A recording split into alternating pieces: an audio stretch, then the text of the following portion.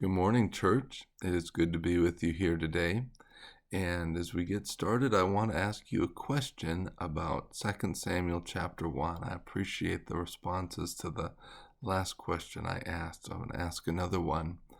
Was it right for David to kill the messenger? We say today, don't shoot the messenger. Well, David shot the messenger or killed him somehow, the young Amalekite man who brought him news of Saul's death. And it's interesting to look because the account that the man brings does not match up with what we hear in the narrative in 1 Samuel 31. So either this man saw something or he is lying to try to get some glory of himself.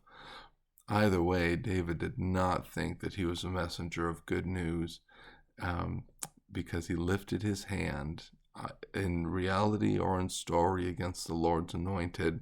So David has him struck down. What do you think?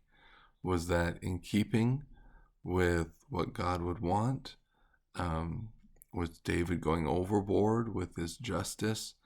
I would be curious to know what you think about the matter as you pray over and study scriptures today. Then I want to talk about Jesus and his use of parables. Then the disciples came up and asked him, "Why are you speaking to them in parables?" And he answered them, "Because the secrets of the kingdom of heaven have been given for you to know, but it has not been given to them. For whoever has, more will be given to him, and whoever does not have more, and he will have more than enough. But whoever does not have, even what he has will be taken away from him. This is why I speak to them in parables, because looking they do not see, and hearing they do not listen or understand. Isaiah's prophecy is fulfilled in them which says, You will listen and listen, but never understand. You will look and look, but never perceive. For this people's hearts has grown callous, their ears are hard of hearing, and they have shut their eyes, otherwise they might see with their eyes, and hear with their ears, and understand, and turn with their hearts, and turn back, and I would heal them."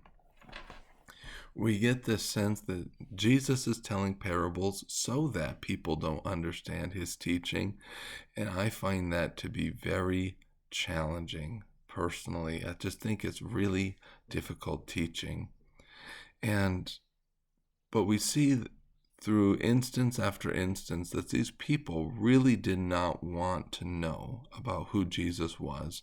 The religious leaders in our last chapter, they showed their hearts when they wanted to kill Jesus after he performed a miracle of healing.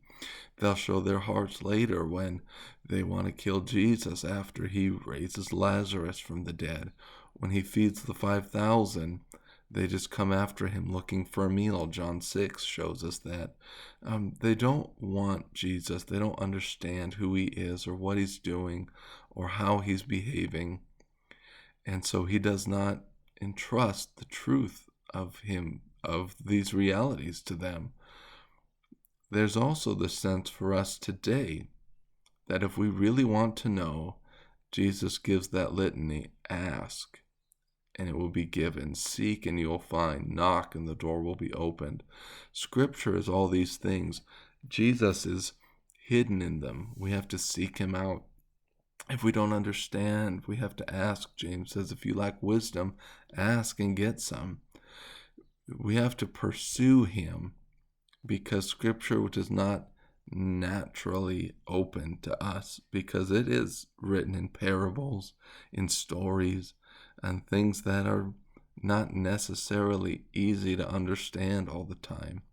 So I'm encouraging you today, church, to spend some time praying over Scripture, praying what you read, asking God to open your hearts to understand, not just for knowledge's sake, but so that you can apply what you hear and give fruit, bear fruit like we hear about today.